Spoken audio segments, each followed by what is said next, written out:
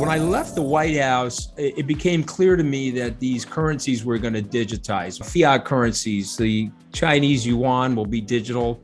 Eventually, I believe the United States will digitize its dollar. And so the first thing I did when I returned to my firm, SkyBridge Capital, I was the founder and managing partner. I think that's one of the best things about it. If you get fired from the White House and you own your own firm, Greg, you can go back to your own firm. You don't get canceled from society. So the first thing I did was I bought the URL skybridgebitcoin.com. And then I wrote in my diary, if Bitcoin got to 100 million wallets, if I became comfortable with the storability of it, meaning I wasn't worried about getting hacked, and I had a benign feeling about regulation in the US related to digital currencies, I'd become an investor. And all of that probably happened in the middle of last year. And so right alongside of Michael Saylor, the CEO of MicroStrategy, we started investing in Bitcoin. And I own Ethereum now. I own another coin called Algorand. I just wrote a book, by the way, I'll hold it up. It's an international bestseller. And if you don't believe me, you can come into my basement and I'll show you every copy I bought